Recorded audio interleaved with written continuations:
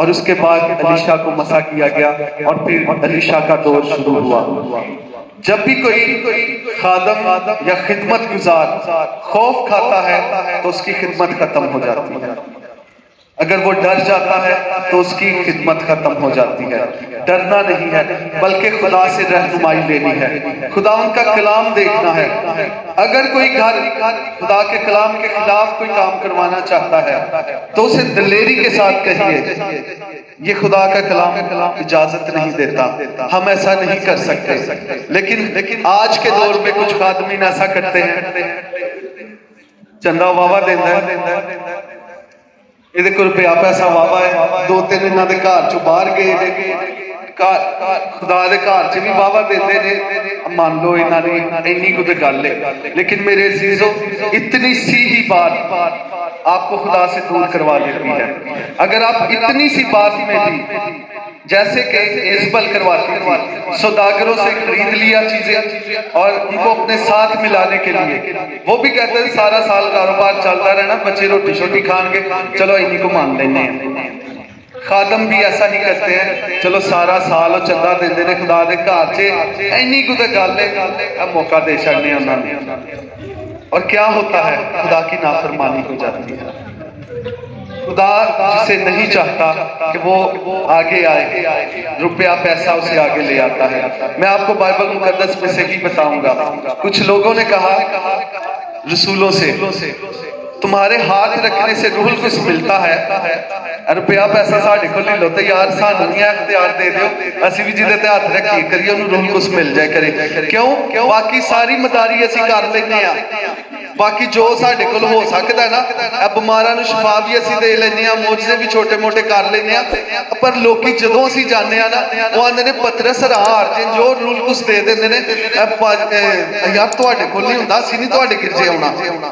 وہ کیا کرتے ہیں؟ ان کو یہ چیز کھٹکنے لگی، ساڑھے تے لوکی گھٹ ہوئی جاندے نے پہ پترس ال سارے جانتے ہیں، وہ ہاتھ رکھدا روح القدس مل جاتا ہے، اینی کرنے ہیں پترس کو جاننے ہیں۔ انہوں نے بھی ایزبل والا طریقہ استعمال کیا، انہوں لالچ دینے ہیں پیسے لے لے کہ ہاتھ رکھاں گے تو ساڑھے چے بھی وہ قدرت ہوں لگ پہ، اور پترس نے اسے جھڑکا، نے کہا تم اور تمہارا روپیہ پیسہ غارت ہو۔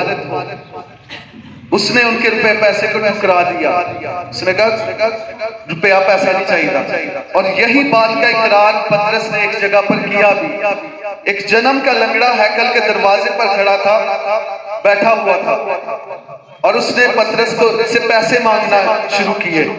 پترس نے اس کے پاس گیا اور اس نے کہا سونا اور چاندی تو میرے پاس نہیں، لیکن میں تجھے یسوع مسیح کے نام سے کہتا ہوں اٹھ اور چل پھر۔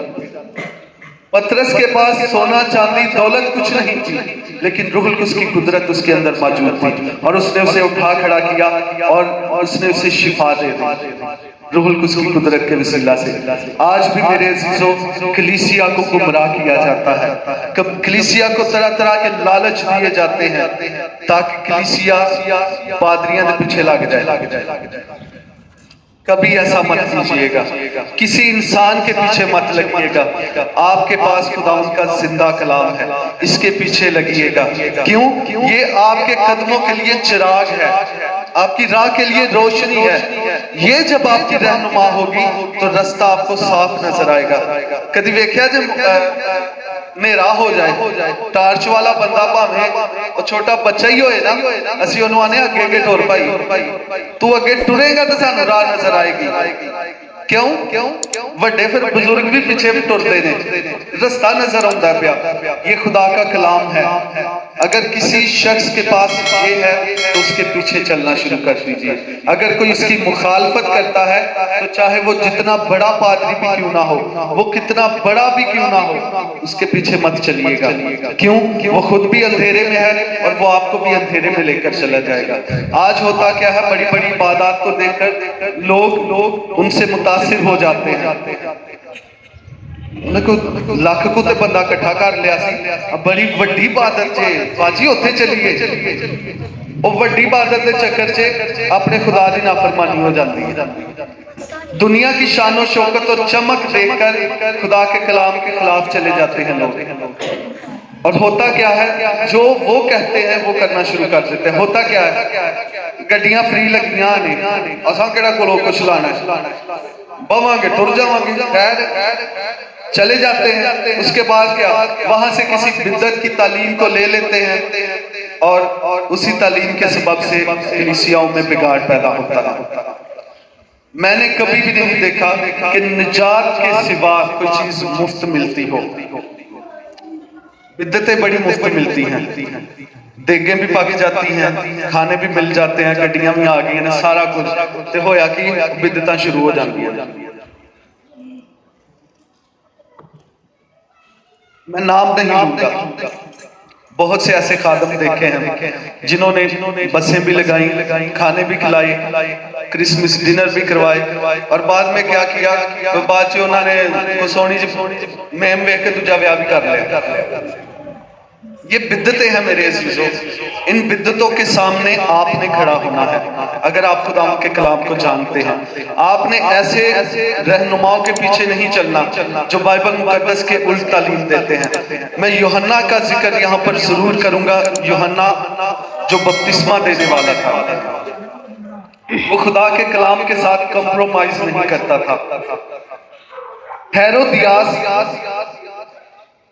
جو تھی وہ چاہتی تھی کہ وہ ہیرودیس سے شادی کرے گی۔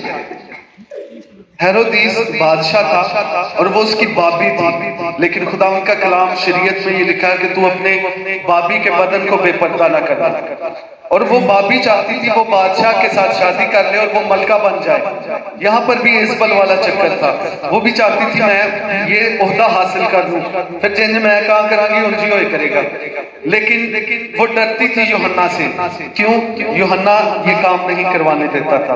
اور اس ہوا کیا، ہیرودیس کی جب سالگرہ تھی، اس کے موقع پر ہیرودیاس کی بیٹی نے ناچ کر بادشاہ کو خوش کیا، اور اس نے بادشاہ نے کہا مانگ جو کچھ تو مانگتی ہے میں آدھی سلطنت تجھے دے دوں گی۔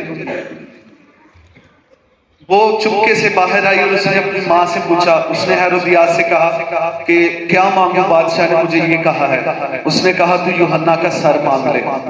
اس نے اس لیے کہا کہ یوحنا ہیرودیاس کی شادی بادشاہ سے نہیں ہونے دے رہی تھی۔ انہیں کہا ایدہ سیری لواؤ گا، ایدی جان ہی لگو، انہوں مرواؤ۔ یوحنا اس وقت قید میں تھا اور بادشاہ نے حکم دیا اور اس کا سر قلم کر کے تھال میں رکھ کے ہیرودیاس کو دے دیا گیا، اور اس کے راستے کا کانٹا نکل گیا۔